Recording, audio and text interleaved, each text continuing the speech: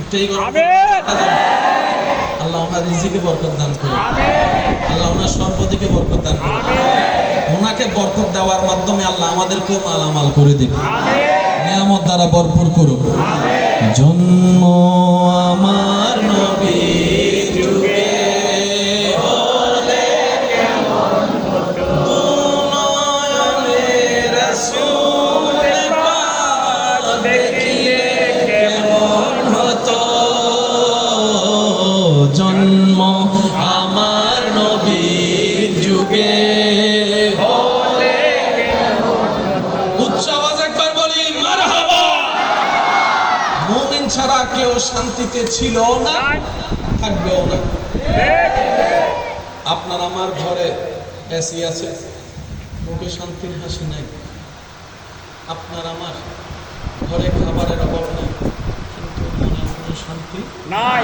আপনার আমার ঘরে ফিল্টার পানি বলেন, কলের পানি বলেন, ফ্রিজের পানি বলেন, অভাব নাই, কিন্তু মনে কোনো শান্তি নাই।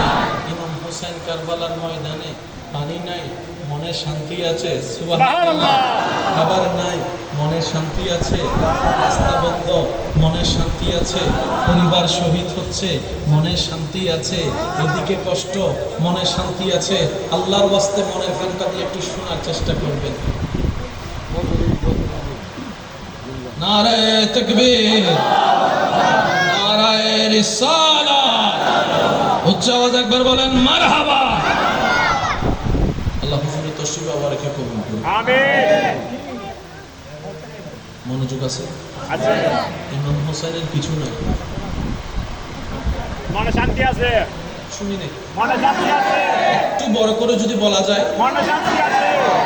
ওনার সন্তানকে শহীদ করা হয়েছে, বাপ হয়ে সন্তানের লাশ দেখছে, ভিতর দেহ। সুবহানাল্লাহ। শান্তির চরম পর্যায় পৃথিবীকে দেখানোর জন্য নামাজের ওয়াক্তে নামাজে দাঁড়িয়ে সিজদার মধ্যে শহীদ হয়ে গিয়েছে। সুবহানাল্লাহ রে জোরে বলি। আসো, আপনার যেদিকে ভালো লাগে, যেদিকে কোনো সমস্যা নেই, ইমানদার ভাইরা, ইমাম হুসাইন নামাজ পড়ছেন কি পড়েন নাই? আবার শুনি না ভাইয়া, নামাজ বাদ দিয়েছেন। কতটুক শান্তিতে থাকলে, কতটুক শান্তিতে থাকলে এই যুদ্ধের ভিতরেও নামাজ পড়ে। পানি নাই, কিন্তু শান্তিতে দাঁড়াই গেছে। আর নামাজটা পড়ছে আমাদের মতো 5G গতিতে না, আমাদের নামাজ তো 5G হয়ে গেছে।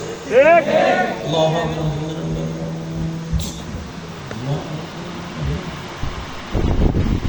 5G গতিও ফেল, কিন্তু ওনার নামাজটা 5G গতিতে ছিল না। ওনার নামাজটা সেভাবে ছিল যেভাবে রব দেখতে চান। সুবহানাল্লাহর আওয়াজ একটু বড় রাখবেন। শেষ ভালো যার, সব ভালো তার, জোরে জোরে বলেন সুবহানাল্লাহ। ওনার রুকুটা সেই লেভেলের রুকু ছিল যে লেভেলের রুকুটা রব্বুল আলামিন পছন্দ করেন।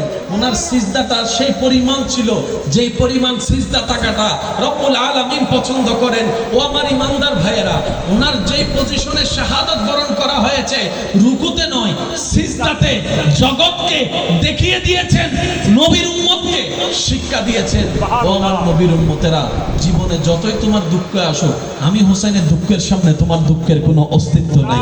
তোমার প্রবলেম যতই তুমি অজুহাত দেখাও, আমি হোসেনের অজুহাতের সামনে, দুঃখে কষ্টের সামনে তোমার তার কোনো অস্তিত্ব নাই। তোমার ঘরে পানি আছে, কল টিপলে পানি পড়ে, তোমার মসজিদের সামনে পুকুর আছে, ট্যাপ আছে, পানির কোনো অভাব নাই। কিন্তু আমি কারবালার ময়দানে পানি খাওয়ারই পানি পাচ্ছি না, অজু করবো তো কিভাবে পানি দিয়ে? তাই মন দিয়ে দেখো, আমি নামাজটা পড়ে সিজদার মধ্যেই রবের সামনে গর্দান কাটিয়ে দিলাম, জগৎকে জানাই দিলাম, যদি তোদের কখনো মরতেও হয় রবের দরবারে নামাজের সিজদা দিয়ে মৃত্যুবরণ কর, এর চেয়ে দামি মৃত্যু আর হতে পারে না। বলেন আল্লাহ আমাদের সবাইকে নামাজের সাথে বন্ধুত্ব করা তৌফিক দান করুন। পৃথিবীতে একটা নিয়ম আছে, কেউ কারো সামনে হাঁটতে চায় না, না খারাপ লক্ষণ কি? মাথা নত করা। খারাপ লক্ষণ কি? মাথা নত করা।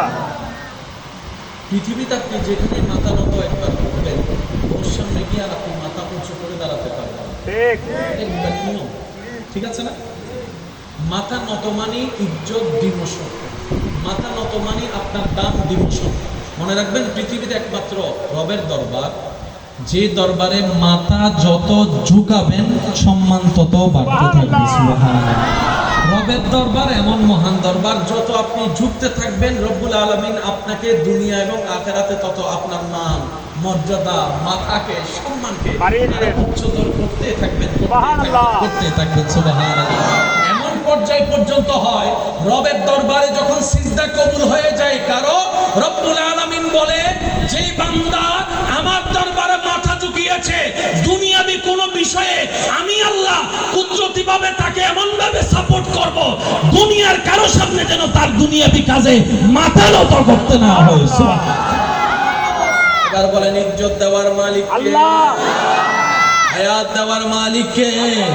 সম্মান দেওয়ার মালিক কে? তাহলে সেই দরবারে ঝুঁকলে দাম কমে না বাড়ে? পারে আপনাদের এলাকায় মসজিদ আছে? আছে এখানে আযান হয় হয় কয়বার? 5 বার জোর বলি তো কয়বার? 5 বার 5 বারের আযান 5 রকম। একই রকম হয়তো আযান দাতা সুরের উপর সুর ভিন্ন হয়, ভিন্ন হয় শব্দ একই রকম। এবার শিক্ষিত সমাজের ভাই যারা আছেন, স্কুল কলেজ ভার্সিটির ভাই যারা আছেন, একটু শব্দটা নোট করবেন। সুবহানাল্লাহ কার প্রশংসা? আল্লাহ মাশাআল্লাহ কার প্রশংসা? বিসমিল্লাহ কার নাম?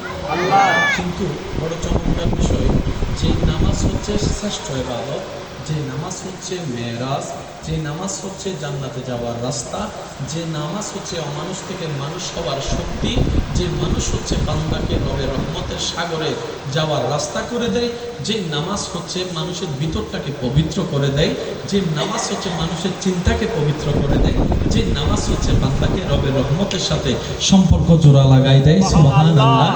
যে নামাজ হচ্ছে শারীরিক শক্তি ব্যায়ামকে বাড়িয়ে দেয়, যে নামাজ আপনার ব্রেন শক্তিকে বাড়িয়ে দেয়, যে নামাজ আপনার হার্ট